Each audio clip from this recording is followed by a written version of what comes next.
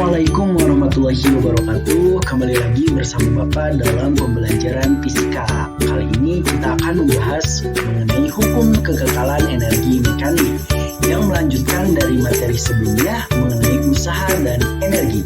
Sebelumnya bagaimana kabarnya? Alhamdulillah kalau sehat. Sekarang kita lanjut. Usaha yang dikerjakan oleh gravitasi dari satu titik ke titik yang lain tidak bergantung jarak tempuhnya, akan tetapi bergantung pada jumlah energi kinetik dan energi potensial pada medan gravitasi yang konstan. Jadi apa sih energi mekanik itu? Energi mekanik itu merupakan penjumlahan dari energi kinetik dan energi potensial.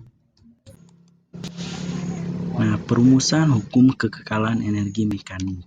Dalam medan gravitasi, jumlah energi potensial dan energi kinetik suatu benda tetap, dengan catatan jika hanya ada gaya gravitasi.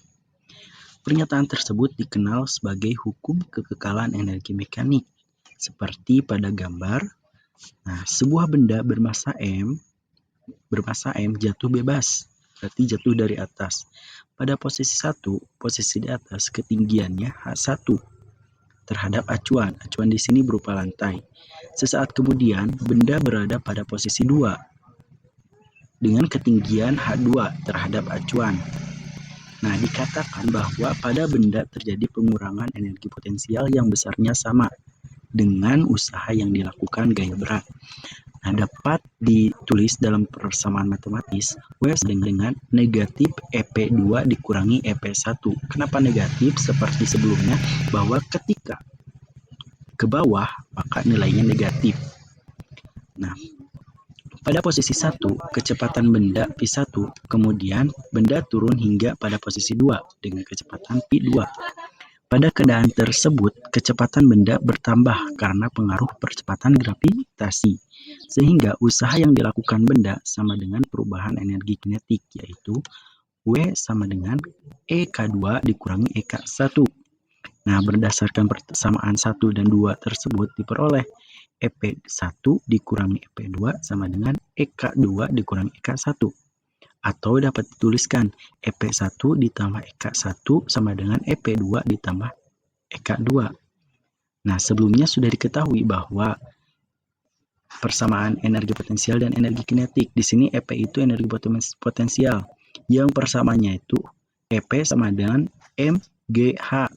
Karena di sini EP-nya EP1, maka H-nya juga H1. Jadi EP1 sama dengan M dikali G dikali H1. Begitu pula EK1, energi kinetik 1. Yang persamaannya setengah MP kuadrat. Karena 1 maka P-nya juga 1. Jadi EK1 sama dengan setengah MP1 kuadrat. Begitu pula yang EP2 dan EK2.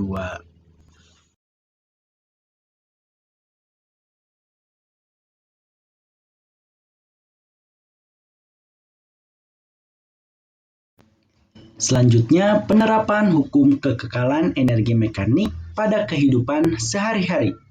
Mari kita lihat.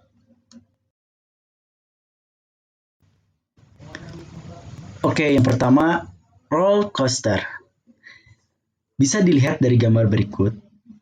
Pada saat start di awal permainan, kereta roller coaster bergerak dari keadaan diam dan meluncur ke bawah tanpa adanya gesekan sampai menaiki bukit berikutnya. Ketika di bukit, roller coaster mula-mula hanya memiliki energi potensial. Selanjutnya, meluncur hingga di titik terendah. Pada saat di titik terendah, energi potensialnya diubah menjadi energi kinetik. Energi kinetik maksimum pada saat di titik terendah tersebut digunakan untuk melempar ke atas. Sesampainya di bukit dan berhenti, energi kinetik menjadi nol dan berubah dari energi kinetik menjadi energi potensial kembali, sebesar energi potensial semula, hingga seterusnya dapat melanjutkan perjalanan ke lembah hingga ke bukit berikutnya. Nah, ada satu jenis roller coaster di era teknologi yang berkembang, kini menggunakan energi listrik untuk menggerakkannya. Hal tersebut supaya kereta roller coaster dapat melaju sesuai dengan yang diinginkan, mulai dari kecepatan hingga rentang waktu yang dibutuhkan. Nah, untuk roller coaster jenis tersebut tidak berlaku hukum kekekalan energi mekanik. Oke, selanjutnya lompat galah dapat dilihat dari gambar berikut.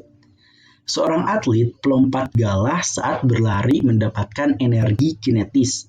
Selanjutnya, energi tersebut diubah menjadi energi potensial elastis dari sebuah galah yang melengkung. Pada saat pelompat naik dari permukaan tanah, sebagian dari energi kinetiknya berubah menjadi energi potensial gravitasi. Ketika pelompat berada di puncak dan galah lurus kembali, seluruh energi telah diubah menjadi energi potensial gravitasi. Di sini kita sedikit abaikan kecepatan mendatar yang sangat pelan melintasi mistar. Sebenarnya, pelompat tidak mendapatkan energi sedikit pun dari galah. Galah hanya berperan menyimpankan energi hingga membantu mengubah energi kinetik dari hasil lari menjadi energi potensial gravitasi secara total. Energi yang dipakai untuk melintasi mistar tergantung pada cara pengaturan pusat massa tubuh pelompat. Pelompat dapat melewati palang yang tinggi dengan melengkungkan tubuhnya. Selanjutnya, pistol mainan. Dapat dilihat dari gambar, pegas akan tertekan sejauh X apabila anak pemicu atau trigger mainan ditekan.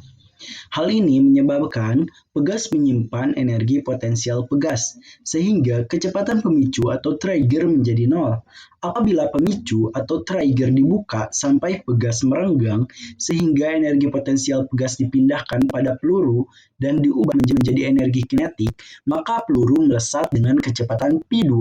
Jika pada peluru tidak terjadi gesekan, maka berlaku hukum kekekalan energi mekanik.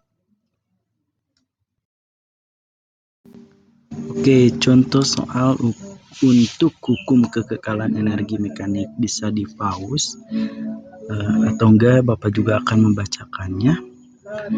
Perhatikan gambar di bawah ini. Gambar di samping ya. Nah, sebuah kereta roller coaster diluncurkan ke bawah untuk mencapai bukit. Mula-mula kereta roller coaster tersebut bergerak dari keadaan diam hingga diluncurkan ke bawah, tanpa adanya gesekan sampai menaiki bukit.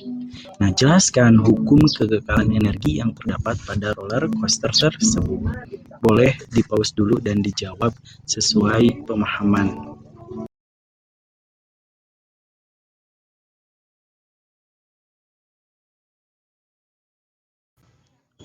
Oke, mari kita bahas. Konsep yang terdapat pada peristiwa tersebut berhubungan dengan hukum kekekalan energi yang menyatakan bahwa apabila hanya gaya-gaya konservatif yang bekerja, energi mekanik total dari sebuah sistem tidak bertambah maupun berkurang pada proses apapun. Energi tersebut tetap konstan atau kekal. Nah, dalam hal ini, energi potensial dimiliki roller coaster ketika di atas bukit. Nah, kemudian selanjutnya meluncur hingga titik terendah. Nah, pada saat di titik terendah, energi potensialnya diubah menjadi energi kinetik. Nah, pada saat di titik terendah tersebut.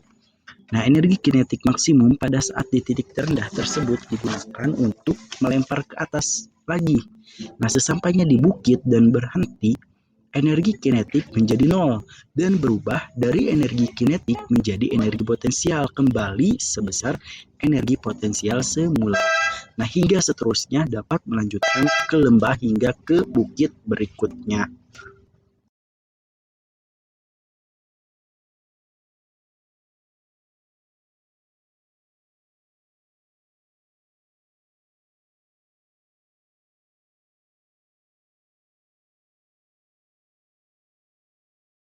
Alhamdulillah, untuk materi usaha dan energi sudah selesai sampai ke pembahasan hukum kekekalan energi mekanik.